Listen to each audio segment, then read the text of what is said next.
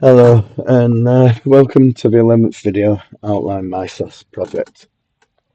In today's video I would like to delve into my Azure function and what I have so far. So we'll walk through the code, discuss key architectural decisions and refactor to use the tenant service that I modified in the last video. And this hands-on video will help reinforce concepts we've explored so far, like single responsibility principle, dependency injection, and repository patterns. In the last video, I finally got into the code base. As I walked through the code, I discovered that I was reading the database inefficiently, and I had code in the wrong layer for the onion architecture pattern that I have adopted. So now that I have refactored that code, I need to remove the duplication from this function and have it use a tenant service instead. Before I get to the code base though, I would like to discuss why it was necessary to build the function. So my packages and residences API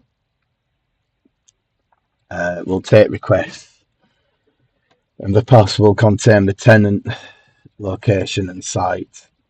So as you can see here, when we look at my packages API, tenant ID, location ID, site ID, residences API, price, tenant ID, and site ID.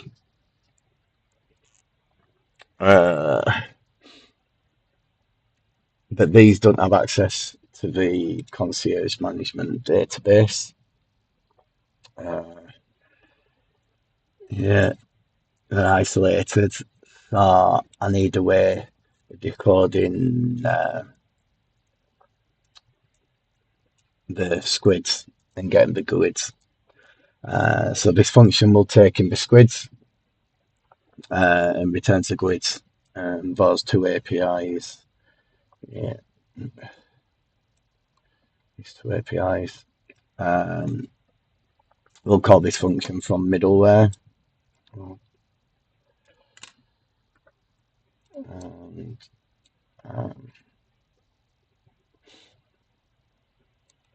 And when I get to those APIs, I'll discuss that in detail. So that's the need for the function, and looking at the solution.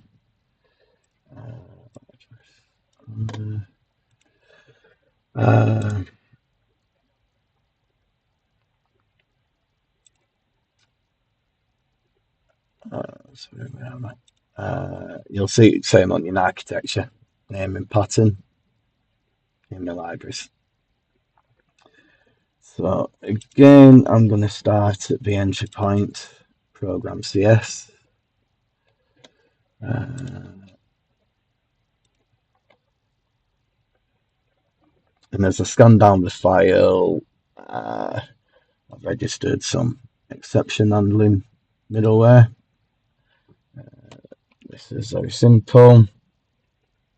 In the event of an unhandled exception, I log the error and set the response to return an empty management GUIDs DTR.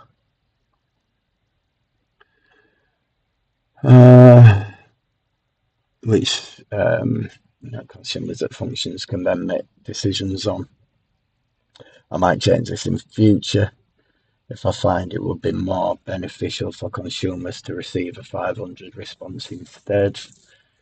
A 200 OK response is slightly misleading. However, at the moment, I can't remember my thought process behind returning to 200. More than likely, it's an oversight on my part. But back in the entry point, we can see familiar IOC setup of the repositories, services, and database context. In my functions class, I have two functions. So one that takes in tenant location and site ID, and one that just takes in a tenant ID and a site ID. And these methods are quite thin. So I'll call into my service layer to retrieve a DTO, and then I serialize the DTO into the response.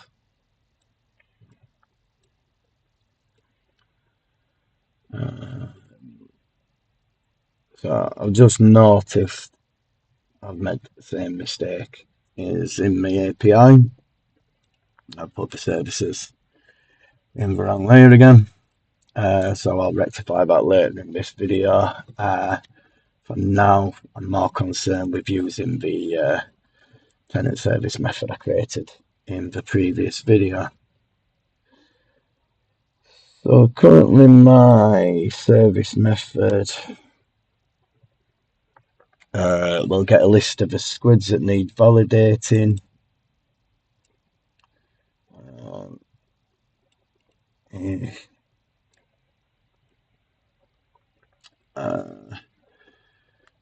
This extension method, I'll check what's being passed in and return me the ones that have values. So I'll get what's been provided. So then I call my squid service to check whether they're valid squids. And if they aren't, then I try to pass as grids and I return the DTO. So this functionality is fine, doesn't need to be touched, but I do need to replace the repository call.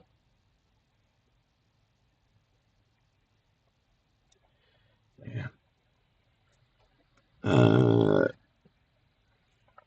So first thing I'm going to do is remove the repository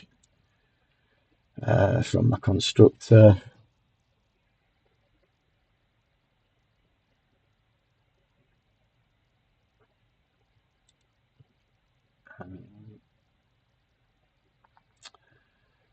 And replace with my tenant's repository interface.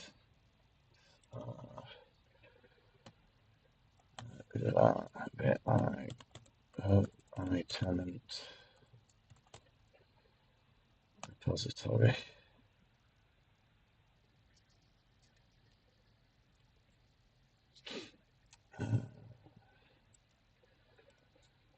These some changes. I forgot to check all this in.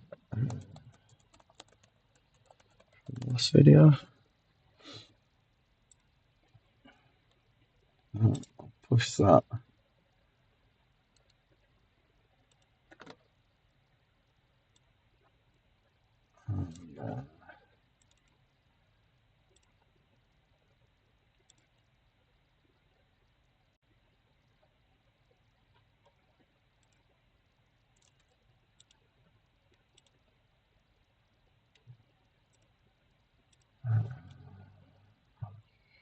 And, middleware refactor, so I need to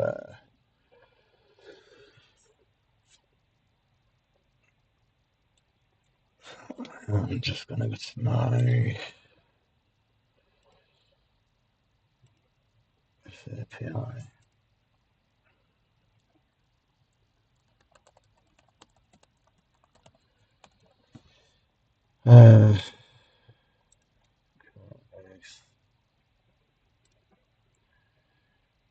I'm just going to squash my way from previous video, push that. What we should see is that the pipelines kick in. So I'm going to need all these changes in libraries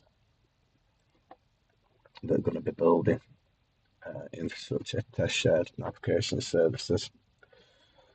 So while those build, where are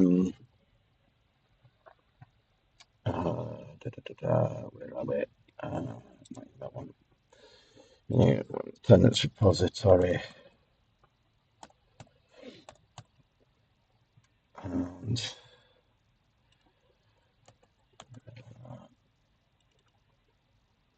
okay, so just got tenants repository.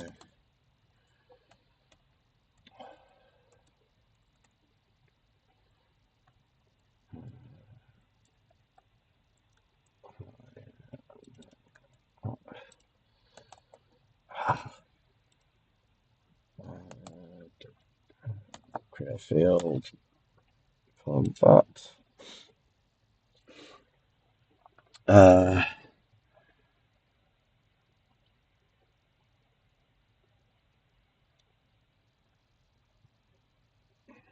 Let's check on the status.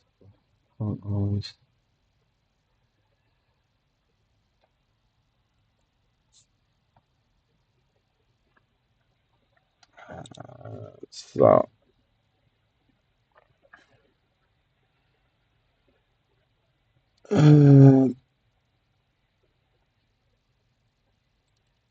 change this to tenants repository. So I don't have access to this method because I got to build the library.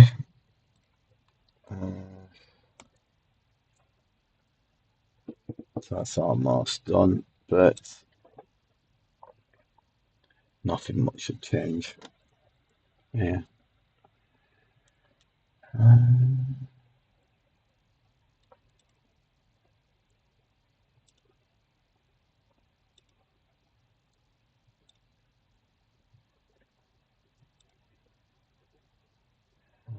Complete. Final one will kick in. So for now, I can update the packages.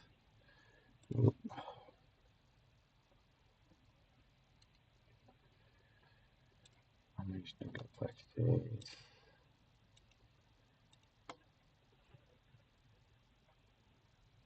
Concern for my own updates, actually.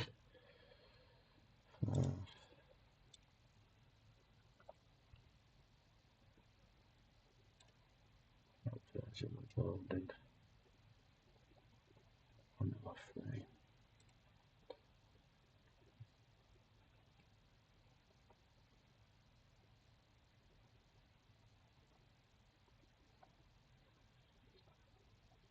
Oh, don't need to worry about that.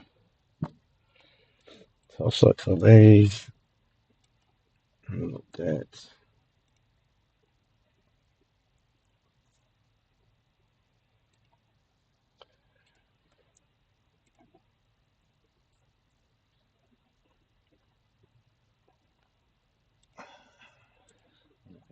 Update as well.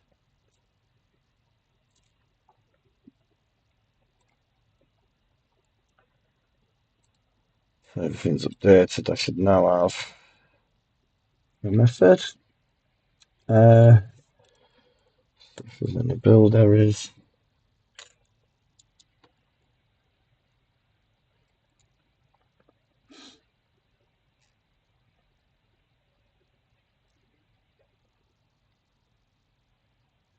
I expect there'll be some errors here. I still have these, but I need to wire up my new repository. Do have errors. In the test, yep. Errors. Tenant repository.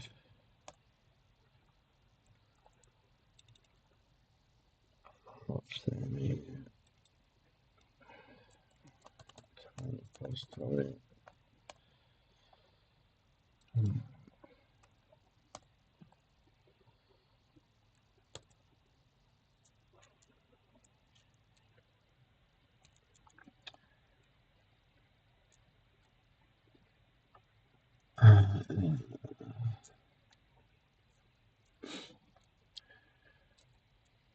So,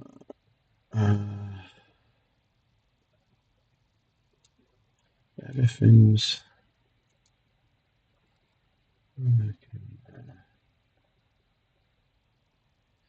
from the unit test.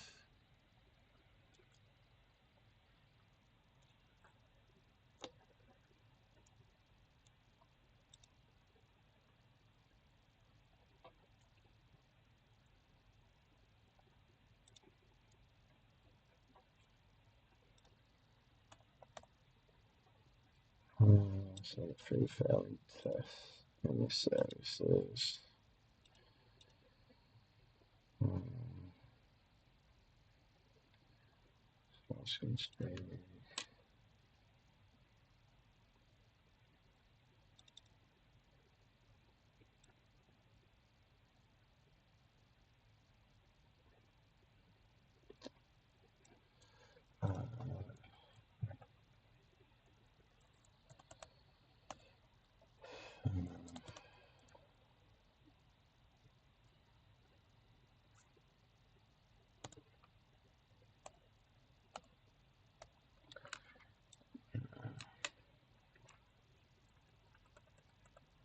I'm just going to use this string because I'm lazy. I'm unconscious, so it will distract.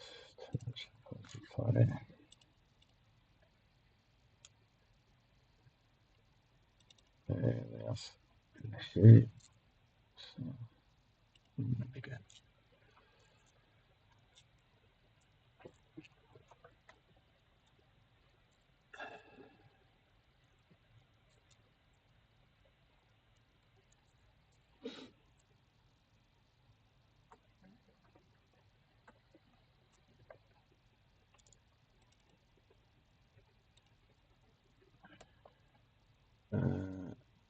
What the issue is likely to be is it's in the AutoMapper because this is now returning my tenant, sorry, a queryable of tenant, and my mapping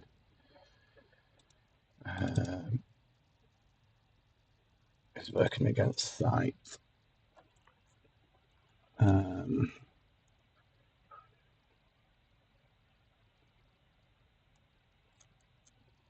I need to remove this arrange code realistically from test. It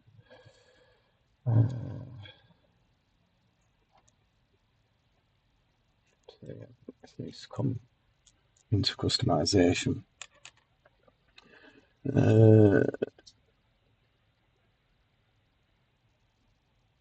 So, yeah.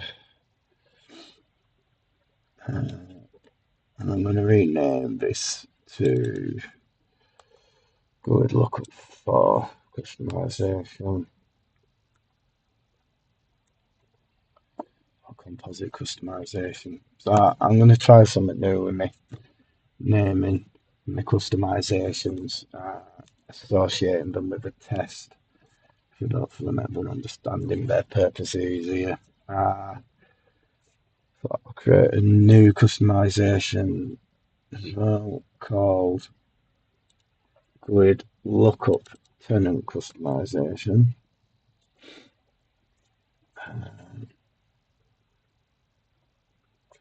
Put this there.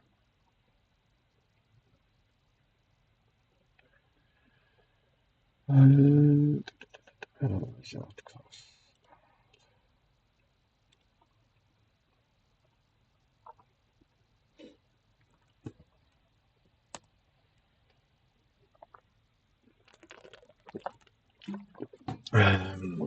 so this public.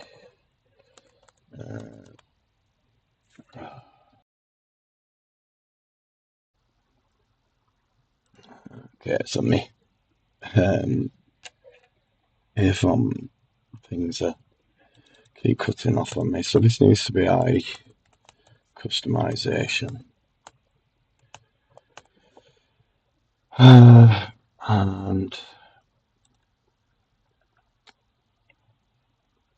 we've got a good look at Tenant. Pardon me, we'll call it that, and I'll add this at the end of this chain. Yeah. So I'll use this to ensure that I create a site location and tenant relationship, and that I inject the tenant into the fixture, so that AutoMapper creates me the mock I need for these tests. Customization relies on the basic site customization. Let's add it here. So this will instruct AutoMapper, AutoFixture, to create a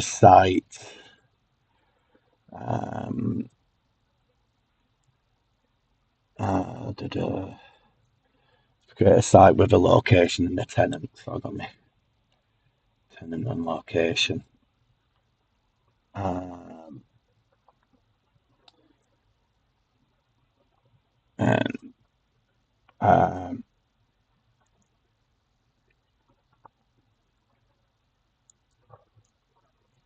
So here we need to right. So I'm going to ask AutoFixture to create me a site object here. So that site equals fixture.create management site.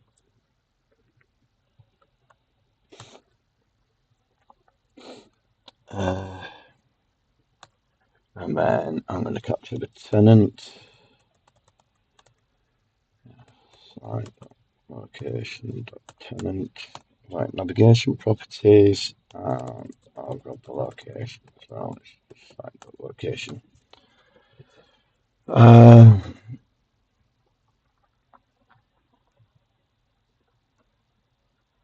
So this only has set the relationship set up from site through to tenant. So this way. But I need to ensure that the tenant can navigate the locations. And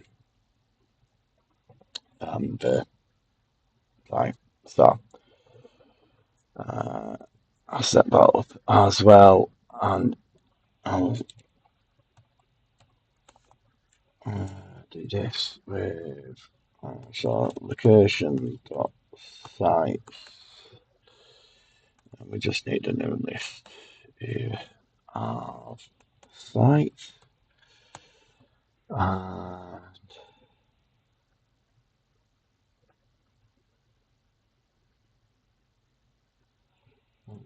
tenant dot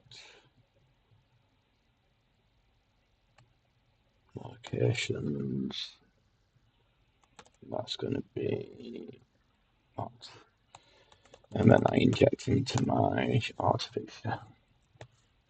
So,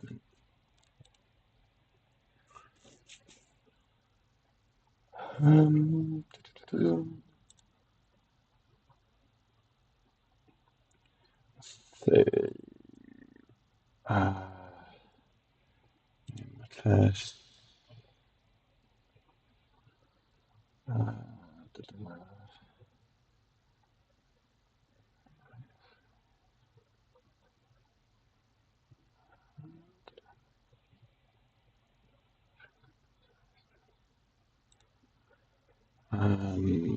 So this one is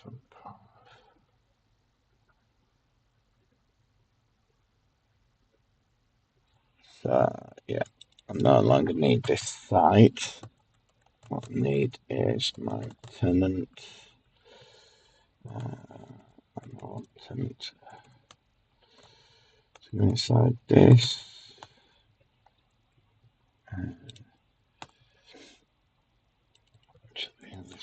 Tenant. Because setup's against the wrong thing. So we no longer have this one. It is tenants repository.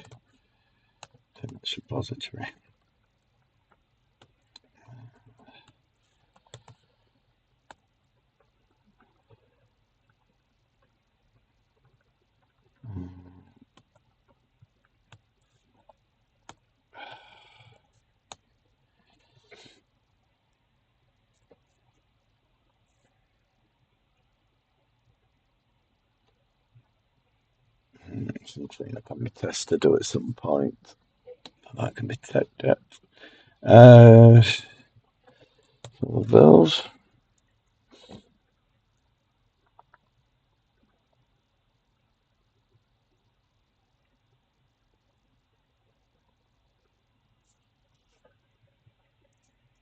So they all build and we shall run the tests.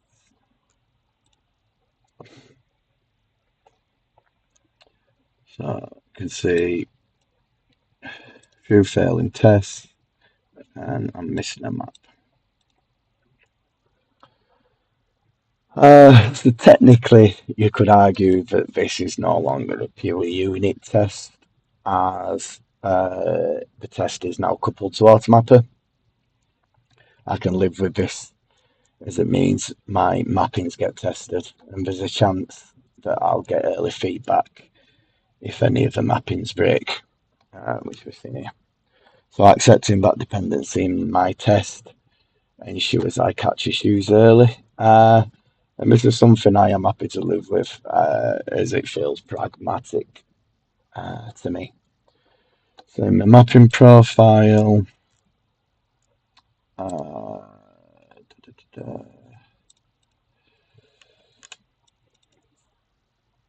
I need to switch from site to tenant. But unlike in my API, I'll be able to map all three values, so I don't have to worry about the nulls. If I provide the tenant and site IDs, I can still map location because of the relationship between site and location. So my projection in the function is a lot simpler. So I need to change the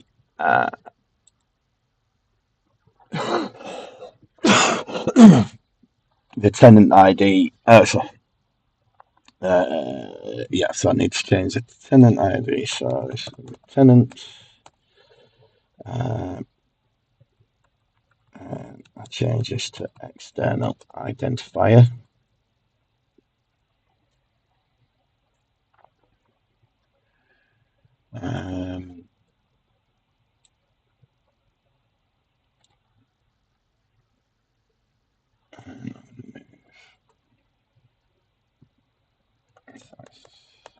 Create a new one. Create map tenant management quiz detail for member dot tenant ID. This will come out options.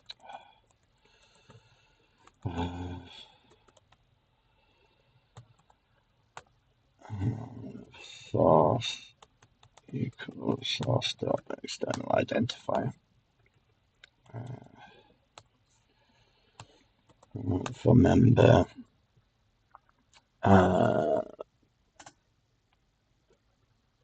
which is going to be the location ID.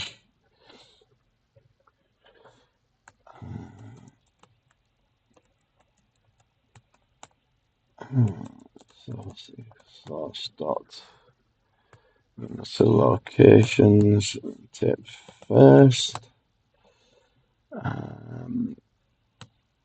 External identifier.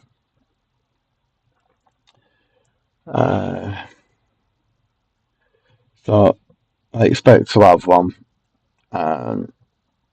location, so I use first, and I do the same with site. member site ID from source equals source dot. So we've got locations dot first dot sites dot first dot external identifier.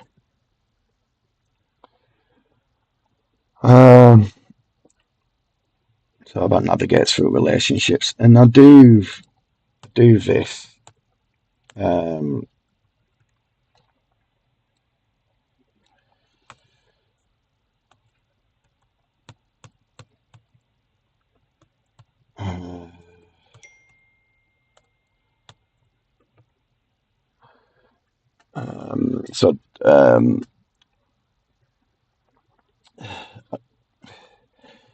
I'm not using first or default because I want an exception to be thrown if none of these are mappable. And first will throw an exception.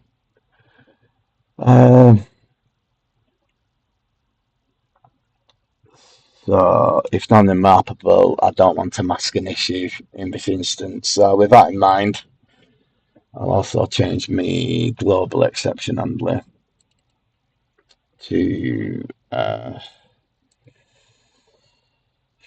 make that arrays dot status code equals internal server.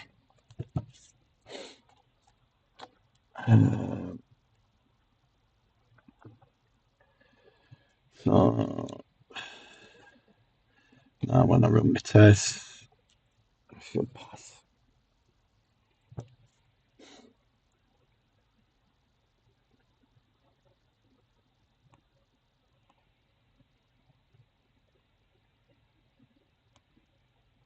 Oh, still got one.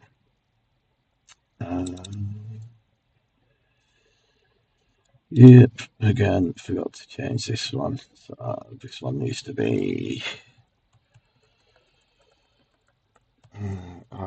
tenant repository, tenant repository.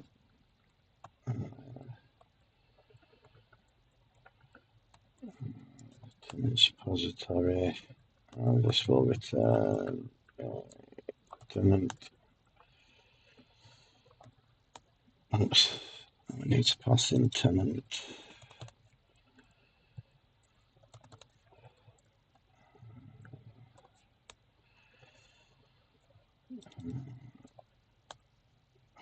Tenant repository. I can run my test again.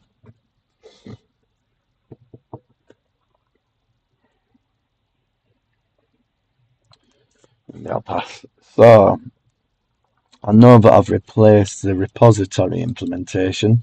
So I need to wire this up in the function entry point.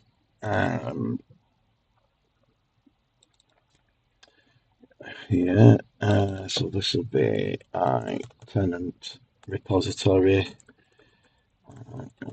tenant repository management context.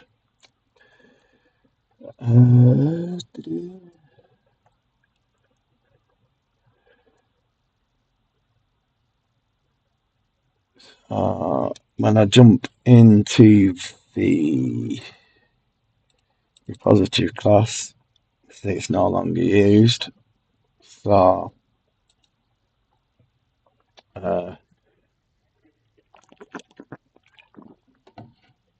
let's delete it. I think it's my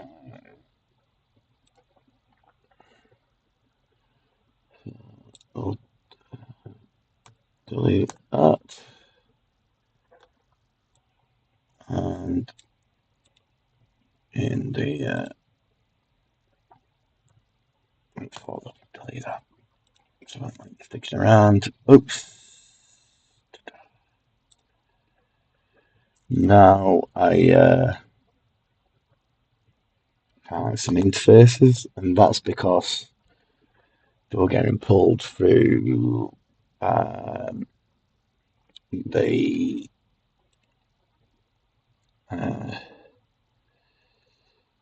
infrastructure library here we just deleted.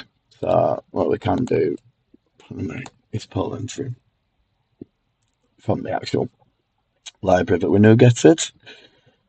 So that solves that.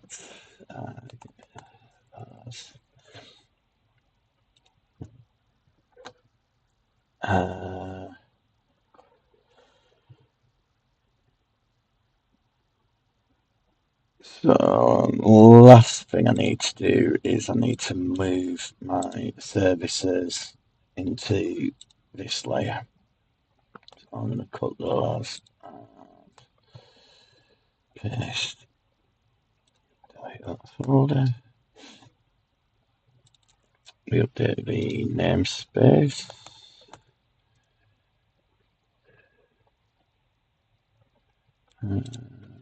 We still need get package. Pull that in. Give this the same treatment.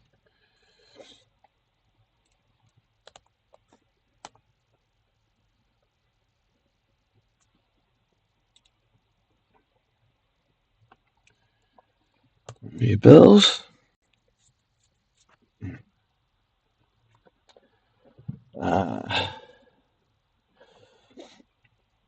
So I'm going to leave the test for the service in the API test project.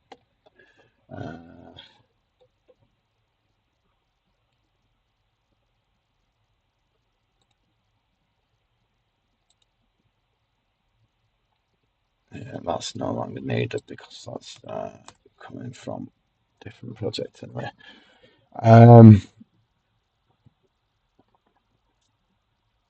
So that's it. Yeah, so even though I've moved these into the correct layer, I'm just going to leave tests in here.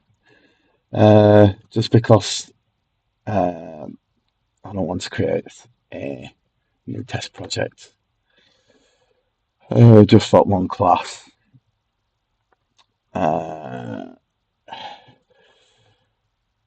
It's a little lazy, but I don't think I'll be touching this all too often, so it can be dealt with later if needed.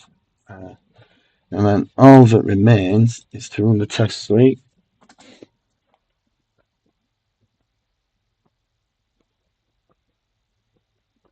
And we'll give it a quick manual test. So I'll start it up.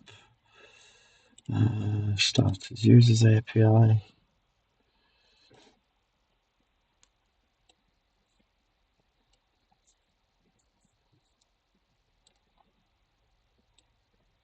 Oops.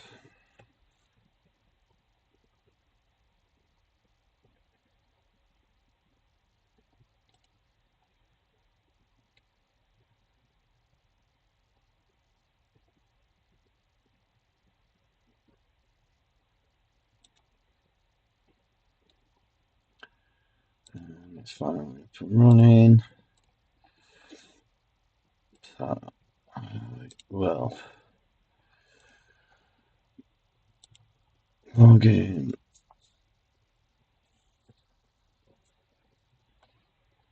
And then I can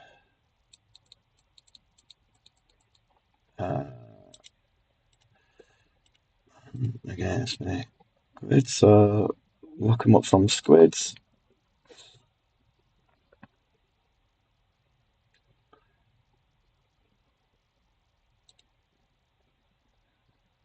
I got back my Guid, and we can see the same query as what we use from the API. So that's all looking good. We'll try the other one with no location ID, and we can see that we get its values back. And again, uses a same SQL. So everything's looking good, and that concludes the refactoring.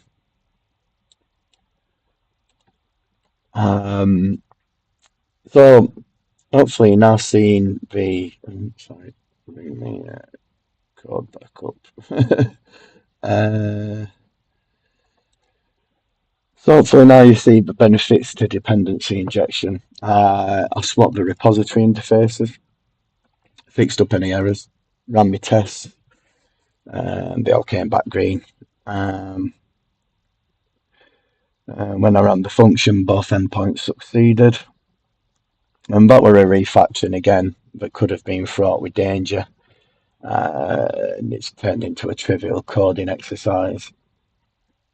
I was able to reuse existing well-tested code, confident that it would be suitable for my needs. It was easy to reuse because I have pipelines in place that automatically built my changes as they were checked in. All I needed to do then was to update my NuGet packages. And yeah, I hope you're enjoying the trips into the code base and the live coding that I've been doing. My next video will focus on the users API. I'll walk through the code base and refactor anything that doesn't look right. I've already found that I placed my services in the wrong layer in the API I showed previously and in this function. So it's highly likely I made that same mistake in the 3 remaining APIs. So if you'd like to follow along on those refactorings, then subscribe so you don't miss it when they're released. And again, I appreciate you sticking around to the end, and I'll see you in the next one.